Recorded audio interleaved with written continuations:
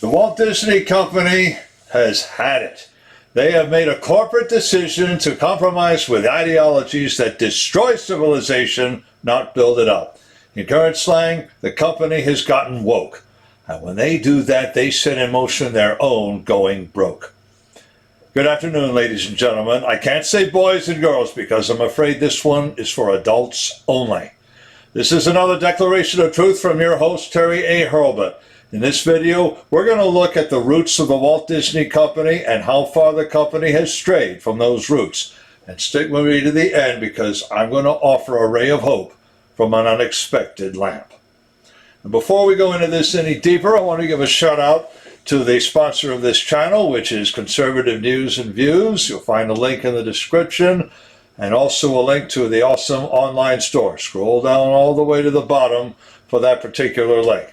Lots of good merchandise with a conservative theme, including this week a bookshelf where you can buy books that explore conservative philosophy in depth and even original novels, starting with some by yours truly. All right, ladies and gentlemen, please take your seats and I'll try to make this as pleasant as possible. The Disney Company began, of course, with Walt Disney and his brother Roy. In 1923, they founded the Disney Brothers Cartoon Studio, which later took Walt Disney's name exclusively. The other name changes mean precious little. The big thing to remember is that the Disney name stood for quality content that appealed to innocence. Disney is most famous for its cartoon characters like Mickey Mouse, Donald Duck, you know what I'm talking about. But they also produced original cartoons from children's stories from a variety of sources. They, of course, included Wilhelm and Jakob Grimm, from whom you get Snow White, Cinderella, and many more, and J.M. Barrie, who gave us Peter Pan. Eventually, they branched out into live-action film. They paid well and thus produced some of the most memorable films in the Western world. In this, they drew from sources like Jules Verne, from whom you get 20,000 Leagues Under the Sea, and P.L. Travers, from whom you get Mary Poppins. Then in 1966, Walt died. His brother Roy kept the company going with the same philosophy until his death in 1971. A long succession of chairmen of the board, chief executive officers, and presidents followed. Michael Eisner made his big splash with Disney's first ever original cartoon, The Lion King. And then came Bob Iger, and he started Disney on the pathway to woke disaster. Bob Iger took over as chief executive officer, the only post that means anything, in 2005. He saw chairman of the board come and go, so what he said went. No one seems to know exactly when Bob Iger started assiduously recruiting persons from, shall we say, alternative lifestyles. But by the time he finally stepped down as CEO, he had thoroughly salted Disney with creatives and executives who wanted a complete break with Walt Disney's original wholesome image. Of course, to those people, the word wholesome is either a curse word or a word they seek to redefine. Exit wholesome, enter woke. Disney actually started experimenting with films on the edge in 1984 when they formed Touchstone Films. Since 2016, we hear of Touchstone no more. The difference is that Touchstone produced restricted content for adults only. Today, all parts of Disney produce woke content for children. In parallel with this, Disney bought Lucasfilm in 2013 and installed a new president, Kathleen Kennedy, to replace its founder, George Lucas. Kathleen Kennedy came to Lucasfilm with an excellent reputation. Furthermore, she told George Lucas that she would take care of the beloved franchise he created, Star Wars. But from the beginning, she betrayed him. Now, I'm not going to go any further into that betrayal because that's a distraction from what Bob Iger did, and even his successor can't stop it now. Bob Chapek took over as CEO of Disney in 2020, though Bob Iger was still chairman of the board. Then this year, Bob Iger left the company, apparently for good, and Susan Arnold took the chair. Followers of the Lucasfilm Civil War held out hope that these two officers would turn things around at Lucasfilm and Disney as a whole. But with the latest evidence, we must say no such joy. First, On March 29th, a Zoom conference call took place among several ranking Disney creative executives.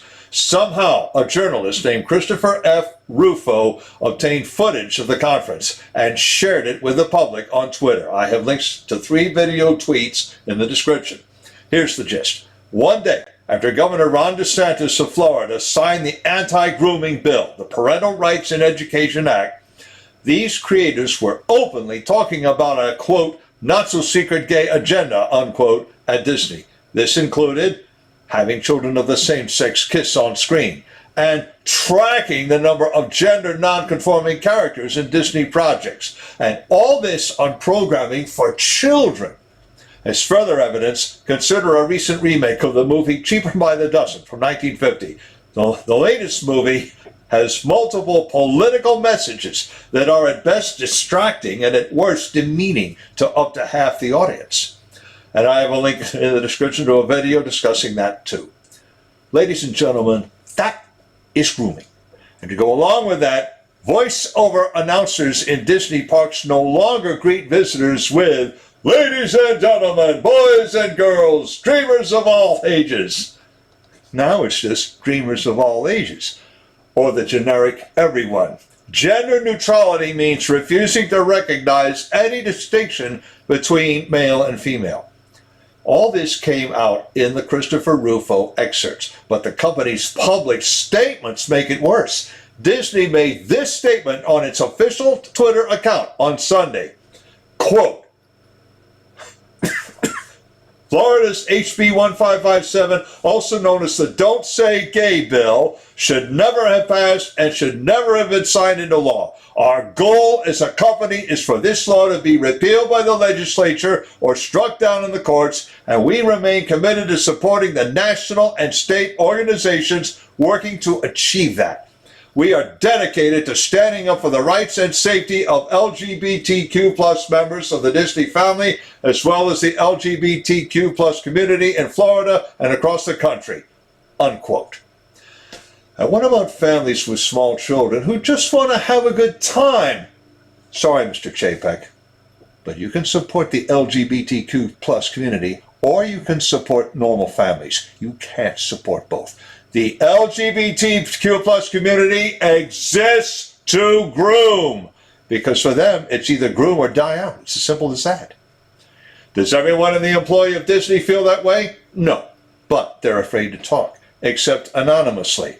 An insider using the pen name Ethan L. Clay said flatly that this kind of thing breaks every rule of quality creation by which creators at the company have lived since its founding. He further described what has happened to Disney as institutional capture. Ethan L. Clay holds out little hope that he and his fellow moles can weather this storm, but he and his buddies might soon have another place to go. Daily Wire Productions made a name for themselves in news and commentary. Then they opened their own film production company, and actress Gina Carano, a casualty of the Lucasfilm Civil War, signed on to make a film of her own. Then, last Wednesday, declaring that the magic has left the kingdom, Daily Wire Productions announced a $100 million 3-year initiative to produce children's programming that discerning parents can trust. The scandal, of course, is that this should even be a consideration, but now that it is, someone is stepping up to do something about it.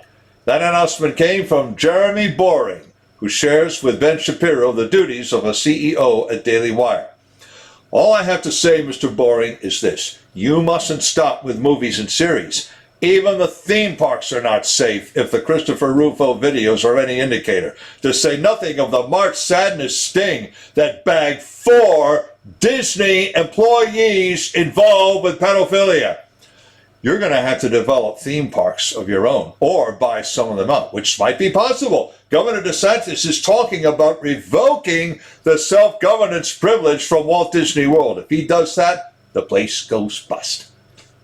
Disney once stood for quality and family friendliness. Not anymore. So someone has to take its place. Links in the description to the article, to Chris Rufo's tweets, and related videos. And I have another link to the awesome online store. This is Terry A. Hurlbut delivering another declaration of truth and reminding you, to let the truth set you free. Have a good rest of the day.